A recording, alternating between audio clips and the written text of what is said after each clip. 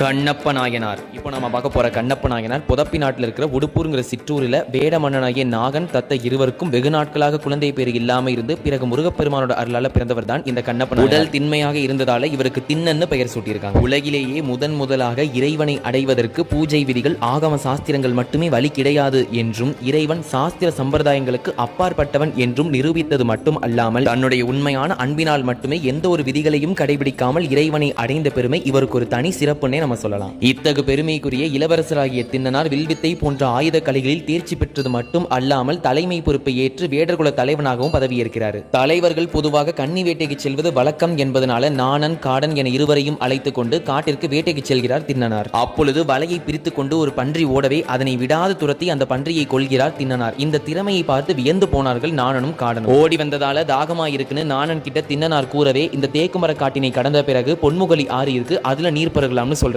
ஆறை நோக்கி அனைவரும் நகர்ந்து கொண்டிருக்கும் பொழுது அங்கே பக்கத்துல ஒரு மலை தென்படுது. அந்த மலை ஏனோ தெரியல திண்ணனார தாம் பக்கம் ஈர்ப்பது போல இருக்கு. அந்த மலையை பற்றி கூட வந்தவர்கள் கிட்ட திண்ணனார் கேட்க அந்த மலையில் குடுமித்தேவர்ங்கிற பெயர்ல இறைவன் வீற்றிருக்காருன்னு சொல்லவே உடனே அந்த இறைவனை காண்பதற்காக பக்தி ஊற்றெடுத்தது போல மலையை நோக்கி நகர்றாரு திண்ணனார். மலைக்கு சென்று குடுமித்தேவரை பார்த்த திண்ணனாரோ பக்தி பரவசத்தில் மெய்மறந்து நிற்க நானன் நாங்கள் ஒருமுறை இம்மலைக்கு வந்தோம். அப்போது அடியவர் ஒருவர் பெருமானுக்கு தண்ணீர் ஊற்றி பூ போட்டு உணவு படைத்ததை நாங்கள் பார்த்தோம்னு சொல்றாங்க. சிலையாக மற்றவருக்கு தெரிந்தாலும் காலத்தியார் பெருமான் திண்ணனாருக்கு உயிர்ப்புடைய ஒரு பொருளாகவே காட்சி கொடுத்திருக்காரு. அதனால நானன் சொல்வதை கேட்ட திண்ணனாரோ இவர் எப்போது சாப்பிட்டாரோ என மனம் கலங்கினார். உடனே திண்ணனார் மலர்களை பறித்து தன் தலையில் வைத்து ஆற்று நீரை வாயிலை நிரப்பி கொண்டு வந்து சிவபூஜை செய்ய தொடங்கலானார். மேலும் தான் கொன்ற பன்றிக்கரியை பக்குவப்படுத்தி அதிலும் எது சுவை மிகுந்ததாக உள்ளது என்று சுவை பார்த்து அதையே இறைவனுக்கும் படைத்தார். இறைவனும் அதனை இன்புற்று ஏற்கவே தினசரி திண்ணனார் இப்படியே பூஜை செய்யலாம். ஆனால் இதனால் தினசரி பூஜை செய்து வரும் அந்தனராகிய சிவகோச்சரியாரோ யார் இவ்வாறு மாமிசத்தை இங்கு சிதறடிப்பது என்று மனவேதனையுற்று இவ்வாறு செய்பவன் ஒரு தீண்டத்தகாதவன் மூடன் என திட்டார். இதனால் அவருடைய கனவில் தோன்றிய சிவபெருமான் நீ யாரை தீண்டத்தகாதவன் மூடன் என நினைத்துக் கொண்டிருக்கிறாயோ அவன் செயலை நாளை நீ மறைந்து பார் என்று கூறி மறைகிறார். சிவகோச்சரியாரும் வழிபாடு செய்த பிறகு ஒரு புறம் மறைந்து நின்று பார்க்கிறார். அங்கு வந்த திண்ணனார் சிவலிங்கத்தின் வலது கண்ணில் இருந்து உதிரம் சிந்துவதை பார்த்து என்ன செய்தும் உதிரம் நிற்காததால் தன் குல வழக்கத்தில் ஊனுக்கு ஊன் இடல் என்ற மருத்துவ முறை நினைவிற்கு வர தன்னுடைய கண்ணை அம்பினால் பெயர்த்து பெருமானோட கண்ணில் வைக்கிறார். குருதி வலிவது நின்றாலும் மீண்டும் சிவலிங்கத்தின் இடது கண்ணிலிருந்து ரத்தம் சிந்த ஆரம்பிக்கிறது. மருந்து கண்டேன் என தன்னோட செருப்பு காலால பெருமானின் இடது கண்ணை அடையாளமாக வைத்து தன்னோட மற்ற கண்ணையும் எடுக்க முயன்றார். உடனே பெருமான் திருமேனியிலிருந்து ஒரு கரம் தோன்றி நில் கண்ணப்பா என்று அவரை தடுத்தது. அங்கே தோன்றிய சிவபெருமான் உன்னுடைய உண்மையான அன்பால் நான் மனம் மகிழ்ந்தேன், அதனால் கண்ணை கொடுத்ததால் கண்ணப்பன் என பெயர் பெற்று எப்பொழுதும் என்னுடைய வலப்பக்கத்திலேயே இருப்பாயாக என்று நாயன்மார்கிற அந்தஸ்தை கொடுத்து அருளியிருக்கார். அந்நாள்ல இருந்து சிவகோச்சரியார் சிவபெருமானோடு சேர்த்து கண்ணப்பரையும் வழிபட ஆரம்பிச்சிருக்காரு. மேலும் கண்தானத்திற்கு பெயர் பெற்ற கண்ணப்ப நாயனார் வேட்டுவர் குலத்தை சேர்ந்தவர். இவருக்குரிய பூசை நாளாக தை மாதம் மிருகசீரிஷம் நட்சத்திரம் ரொம்ப விசேஷமா சொல்றாங்க.